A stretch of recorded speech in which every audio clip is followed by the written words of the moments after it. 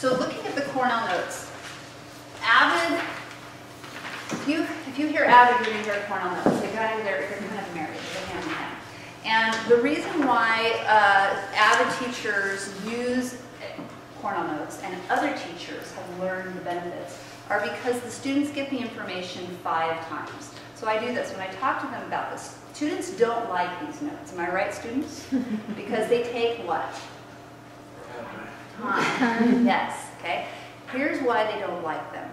The average student comes in class who doesn't have a Cornell note requirement. Avid students all have to take Cornell notes in all their classes, even freshmen. Freshmen haven't learned it yet, so if you have some freshmen, don't worry, because we're working on that next week. The average student comes in, if they're not a Cornell note student, and they'll sit down and they hear the information given, but it goes in one ear and out the other. It might stay there for just a short-term memory. If they're taking Cornell notes, they're hearing it once, then they're writing down some of the main ideas. So in order to write it down, they have to reprocess it, so now they have it twice. Then, after they write it down, they have to think of a question or a main idea, and write that over here, related to this. So in order to do that, they have to process it again, so now they have it 3 times. Then what they do is they read over it one more time. They write a summary of the main components. In order to do that, they process it a 4th time. The 5th time is when they fold it over and they use it as a flashcard and study tool, or with a friend, question you tell me the answer, I check. That is now processing it 5 times. The other piece that we're using this year that we just introduced to our sophomores and seniors last week, right guys, was to connect with a student after they've taken their notes. And so, hey Romeo, I listened to the lecture on biology, but I missed the elements. Can you tell me, did you get the elements? And they're adding in any pieces that they missed. So again, they're processing it a 6th time because they're speaking about it. And they're adding it in, and they're highlighting. And so what that does is they're teaching them how to annotate and process more and get it even more. So what they've seen is that in Avid, the Avid students that are taking Cornell notes, their test scores are going up because they're processing it so many times. And essentially, they're studying it without studying it, right? And so what we've done school-wide is Avid uses these, but other teachers as well will use these. And sometimes they're not paper like this. Sometimes it's in a notebook with just a line drawn down the page. The students, am I correct? Yes. So it's a really great tool for them to stay engaged in class, because instead of just sitting while it goes, they're listening, they're having to write it down, they're having to process it, and then I call it the L part. That part is done after the lecture or after the lesson is done. They can take notes from a video, they can take notes from a lecture, they can take notes from a textbook, they can take notes from a class discussion. And all of it can be translated into these pieces. Does that help? Yeah, and just, you know, I'm kind of going to test a lot of times at home when she was getting ready to study for a test. I'd say, do you have Cornell notes? Because, you know, a lot of times we don't know the information that well, but we can look and read what they wrote or what their question they wrote, and then it's their question and then their answers, and so we don't have to know a thing, except for to read their writing, which sometimes is a challenge. But it's a really good study tool at home, and sometimes, like I said, on a day when they don't have a lot of homework, and even when they don't have a test for 2 weeks, reviewing it to say, hey, let me see your notebook, I'm going to get some of your notes tonight, and just go work for 5 minutes, ask them their questions. It's a really good way to keep. So ask your students. So do you take Cornell notes? Do you know what Cornell notes are? What teachers have you? And what you will find is the classes that are the hardest for them, those are the ones they should be putting Cornell notes in. Okay, let's see. Want to go back to this one, sure? Okay. So we'll go back to the contract for sophomore, junior, senior Avid students. These are things that they have to maintain in order to stay in the program. So no D or F grades. A lot of students don't understand that they won't be accepted to a four-year college if they have any D's or F's in their academic and PG courses. And they think that D's are passing. Well, D's are passing for high school required classes. But if it's a high school required class such as English that you also need, that's considered an A through G class for a four-year college, and you get a D in it, you might graduate, but you won't go on to a four-year college with that. You have to make that course up in a two-year college. So students in Avid, they cannot get D's or F's. If they get a D or F, they have to sign a contract that they'll go to summer school, that they'll make up the course. If they don't make up the course, or they don't go to summer school, I have to take them out of the program and give someone else their spot until they make that up and they've proven that they're back on track. Let's see, they have to complete their A through G courses. They have to enroll in a four-year college upon graduation. Of course, we do all that together. They're considered at our school, Avid students are considered role models. There's a certain behavior that they're supposed to be at all times. Teachers talk and they email, and I saw so-and-so, they were having this big outburst in the hallway and there was a lot of language that was not appropriate. And then, you know, when it's time for me to check binders and I'm calling people one by one, so Sarah, talk to me about what happened in the hallway yesterday. Sounds like there was some language that was inappropriate. You want to talk to me about that? How did you know about that? Well, because I'm your Avid teacher. And so, you know, we work through that and try to give them tools and solutions. Okay, binders, organization, we talked about that. That continues on since freshman year. They have to maintain a 2.5 grade point average. I need to change that to 3.0 because at this point now, four-year colleges it's really tough to get into a four-year college with a 2.5.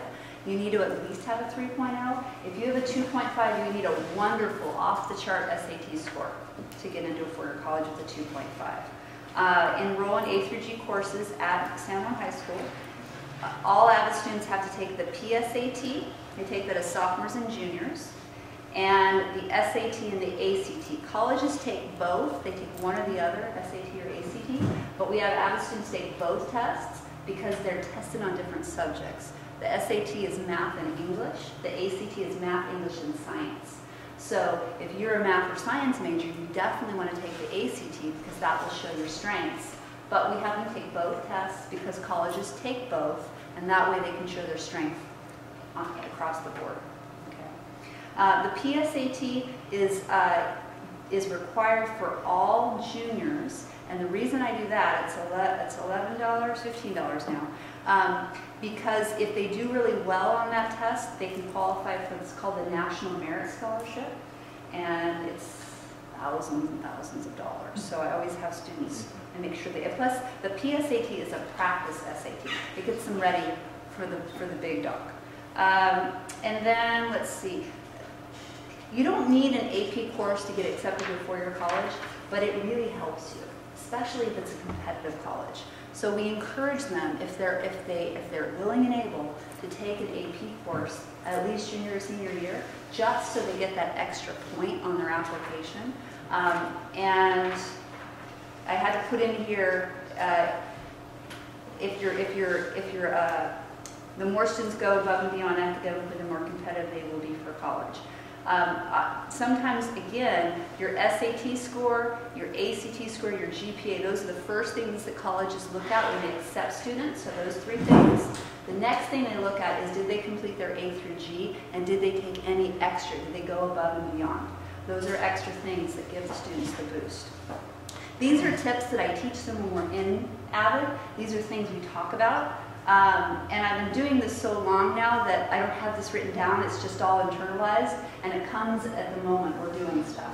So I'll tell them, okay, have I said this to you before because I've said it for 12 years now? Have I said this? Oh yes, okay, I did. All right, I don't have to say it again. All right, and then it just talks about what they're agreeing upon and the parent agreement. Okay. I wrote this letter out. And this is hot off the press. Parents haven't seen this yet. I finished this just today. This talks about all of the events that we do in Avid for the year. And students that aren't in Avid are pretty jealous of Avid kids because they get to do a lot of stuff throughout the year. One of the activities is, the seniors applying to four-year college. On this letter, it lists for you the dates. Applications for colleges are November 30th, that's the deadline, unless it's a private college. Private college deadlines vary. And College Information Night is coming up October 4th. Your Avid students will talk to you about that. They'll want to ride to Rio Americano High School. It's for everybody in the district. It's tables set up with college information, and Avid students seniors have to go. It's a requirement. I haven't told you guys about this yet. But the rest of the other Avid students, they will get, I believe, extra credit in each of their classes if they go and bring back proof. And it's a really great night to get information directly from the college source. And that's for all people in San Juan Unified. And then we have Avid Family Day. It's going to be similar to the next week's Back to School Day, but we're bringing Avid parents to school day. We have an ice skating team building field trip every single year. We rent out Roseville's ice rink, and they hold up to 500.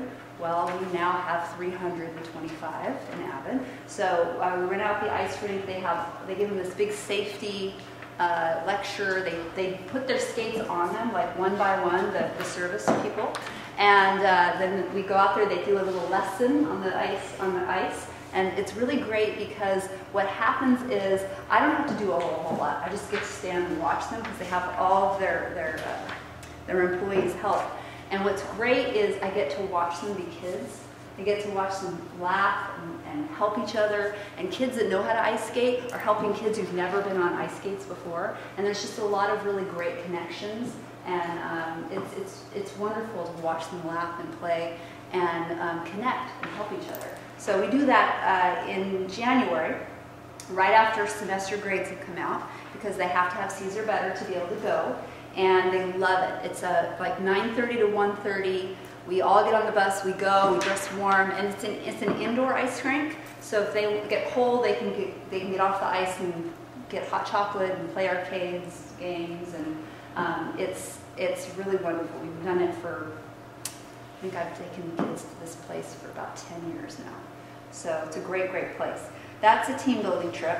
And then we take freshmen to Sac State on March 8th. March 6th, we take the juniors and seniors on a college field trip as a group together. And last year we went to Chico. So we went Chico last year. So this year will be a different college, and I'm still working on the college, but I have the date. And then April 18th is Avid Senior Graduation. This is a huge event. Last year we were overflowing in the auditorium, so we're going to have it at a different place this year.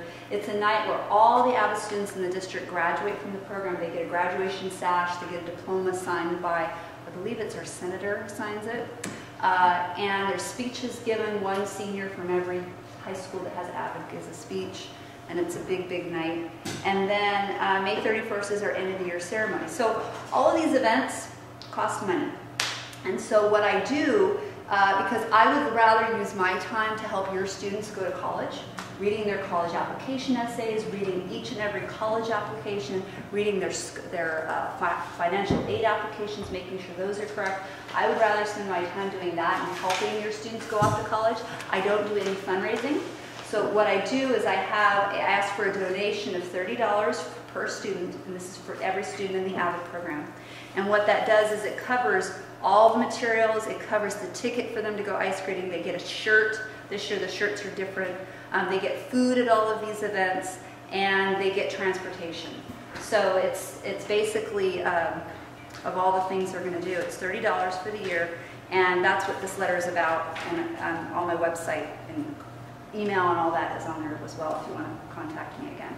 But these letters are going to go out to students to Thursday, because I see them on Thursday. And I wanted to share it with you because I think that it really showcases the program beyond what we do in the classroom, that we really are building not only them building their college awareness and their career awareness, but we're also teaching them about team building, self-esteem, just connecting outside the environment, outside of the community. Okay. Is there questions about this? Since maybe what I'd like you guys to do is, since there's a lot of leftover 3x5 cards, if you have any additional questions for Mrs. Durkee about anything she's said so far, write those out and I'll make sure she gets those and she can Or you can send me an email if you want personally. Yeah, Send me an yeah. email if you like. My email's on that letter. I think on just about everything. Maybe if we could just spend 1 minute, because I want Yeah. to bring Mrs. Barber and I Sure. just talking about the senior, because there's not that many senior, just Senior basically parents.